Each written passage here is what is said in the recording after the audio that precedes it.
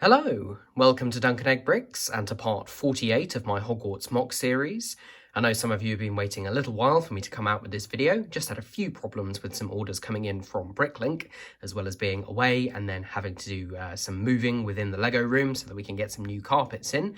But all of that is now pretty much sorted, so I'm able to get on and do this next part where we're going to be building some more of the terrain around Hogwarts, in particular, the part that's going to support the greenhouse. Now, if you haven't seen the video where I made the greenhouse, then check it out either at the link in the description or in the top right corner. This is the greenhouse build I'm going with, just a single one. It's got a fully detailed interior with lots of stuff going on there. But up until now, it's actually just been sitting on this pile of bricks, which means that it's been at the right height. But as you can see, it's very colourful and doesn't look quite right from the outside. Also meant that you could see right through to the Chamber of Secrets underneath, which doesn't make it so secret after all. So first things first, we'll just have to pop it off these supports, made it so it was nice and easy to detach. Put these to one side, although we will be using some of the bricks later, although they will be a bit better hidden. So there is our greenhouse. Now, if you've seen my first video where I've built the first bit of terrain, it was, I think it was actually last video, so it should be part 47. This is going to be very similar, but I'm actually going to take you through the steps that I go about to build it. And first things first, we're going to need some pieces. So first up, here is a tub full of lots of pieces, dropping some all over the place there, should be right. And there are some larger pieces I'm going to need as well, including some large 16 by 16 plates and some of these big ugly rock pieces, and then some of these smaller rock pieces as well, which are going to form the main part of the cliff. And then these large plates here are actually going to be the bottom level and also the level of the lawns at the top. So here's the base onto which we're going to add everything else. First of all, we're going to need to connect everything together. These are just two 16 by 16 plates in dark bluish grey. And then along the front, we're going to put a line of bricks here, again in dark bluish grey. So we've got some 2x6s and some 2x8s, or I should say just one 2x8, and they're going to stretch down the length of it, keep everything in place there. And then on top of that, this is where we're going to put these rock pieces. So I'll just put them roughly in place for now, and then I'll make sure they're all correct afterwards. So we're actually going to alternate the large and the small. Don't worry, I am going to put some smaller pieces on these afterwards so that we've got a bit of variety and they don't look too uniform. And then underneath that, we're going to need to put some plates to keep everything level. So again, we've got some 2x8s and 2x6s, but just put in a different order so that everything gets all locked together. So I'll pull my 2x6s out of the box as well. Just putting these very roughly together. I will make sure everything is connected properly off camera. Just don't want to have an explosion going on. And then finally, a 1x4 to finish this row off. There we go. And now everything touches the ground. We're not actually going to have any dark bluish grey plates coming out here. Any dark blue plates coming out here, which previously have represented water. This bit is a little bit of a compromise. I'm still going with this vertical cliff, whereas actually on the model and in the films, the terrain kind of smooths out.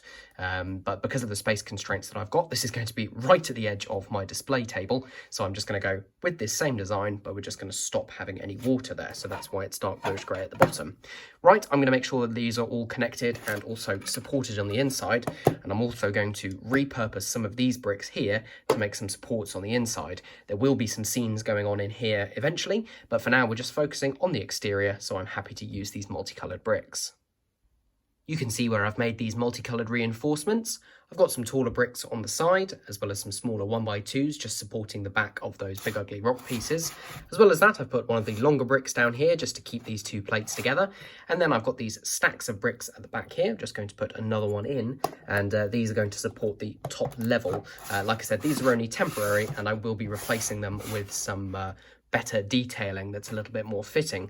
Last couple of things to do is to put these 2x6 plates in the top here, and these will just make sure that this is all level. And then we will get our large 16x16 plate in bright green, 8x16 in the same colour, and then an 8x16 in regular green. And I want to make sure I put these on the right way. Just basically chose different colours for some variety. And that one will go on there and be held up at both ends like that. This one will go down the other end. I went for green and bright green like I did with the gatehouse build, because I wanted to show that these are the Hogwarts lawns, and I thought it was better to just have entire plates of this colour rather than trying to add on top of dark bluish grey plates. And it's just a bit of variety and means I'm not keeping the entire stock of the world's dark bluish grey 16 by 16 plates, which I seem to be. Right, so there we go. Obviously there's a large area underneath there that isn't supported, but the greenhouse itself is not very heavy. As long as I don't press down too firmly where there isn't any support, don't think we'll have any problems. There we go, just squeezing everything tight so it all fits together. And there we go, that is the basic terrain that things are going to go onto. Obviously I'm going to add little slopes and details and bits, and the idea is that the greenhouse will end up sitting just there. But of course that's not going to be the only thing that goes on there. We're also going to need some walls to go around the area, as I want this to match up with the wall that I designed for the Hogwarts gatehouse area. I'm going to continue along in the same style.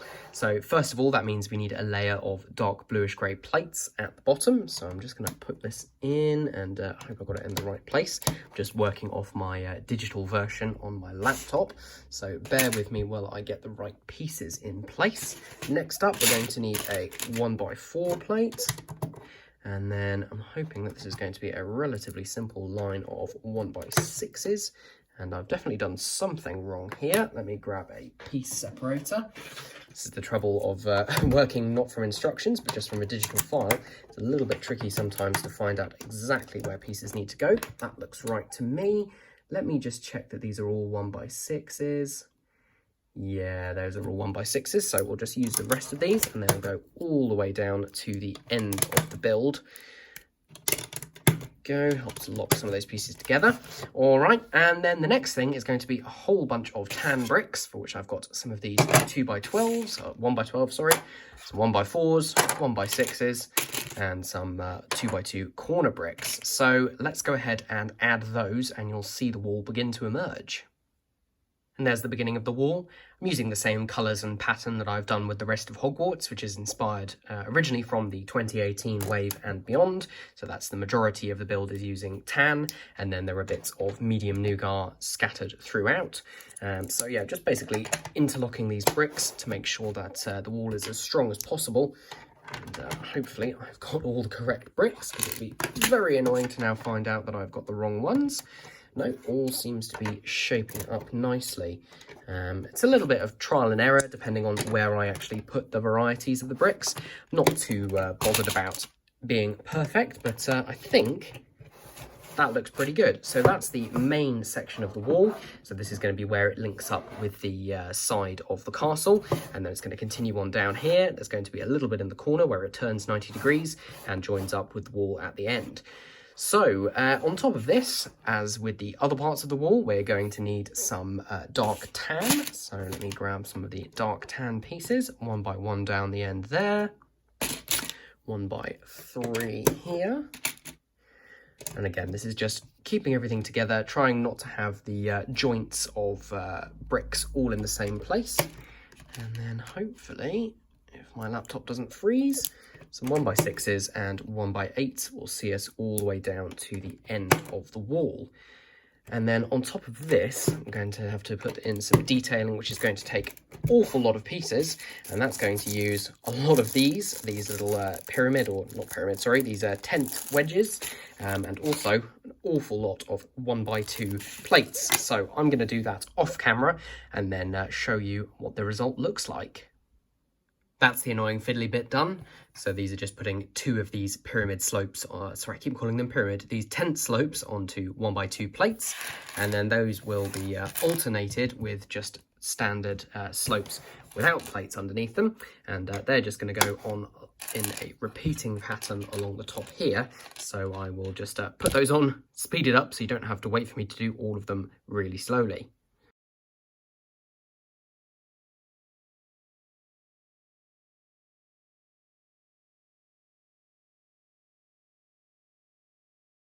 There we are. That represents the crenellations along the top of the wall. It's not a perfect representation, but I think it's pretty good, and it's a little bit more visually interesting than just a load of these slopes all at one level all the way along. Okay, so there's the wall done, and now it's time to spin this around and create an area for the greenhouse to sit in, as well as something for the bottom of the long gallery. So what we're going to need is the remaining pieces in here. First of all, we're going to need some of these modified plates, these 2x2 jumpers, and they are going to go, I'm going to get this in the right place. Here, first one's going to go there, and then 3 of these 1x6 tiles. Again, just keeping my hand underneath here so I don't accidentally break the thing because it's not supported all the way under. Another one here. So all this is going to do is kind of describe the outline of the greenhouse and provide somewhere for the greenhouse to just sit on. And it can just lock in place, but it'll be fairly easy to lift up because, of course, it's open around the back so that you can see inside. And there we go. That is the entire floor plan, as it were, of the greenhouse. I did also decide to put a single plain tile right in the middle. This will just support the middle. And then we're going to need to find a way to get into the greenhouse because, of course, this is now going to be raised up a couple of plates off the floor. There we go. That's in place. So in order to get into the greenhouse, we're going to need some steps. Those steps are going to be created using these modified tiles with 2 studs on them, 2 of them like that, and then a 1x4 tile in on top. Still plenty of room for the door to open at that end. Decided to go ahead and not actually do detail at that end, although I might just do the steps in future, but it's not a big deal at the moment. And then the final things, this is going to be meeting up with a path, which is going to be in light bluish grey. So that's the path there, and everything should line up nicely. So we're nearly done now. The last thing I'm going to have to do is use a bunch of these 1x1 tiles in dark bluish grey, and these are actually going to be the bottom of the columns of the long gallery because it's going to overlap by just 1 stud.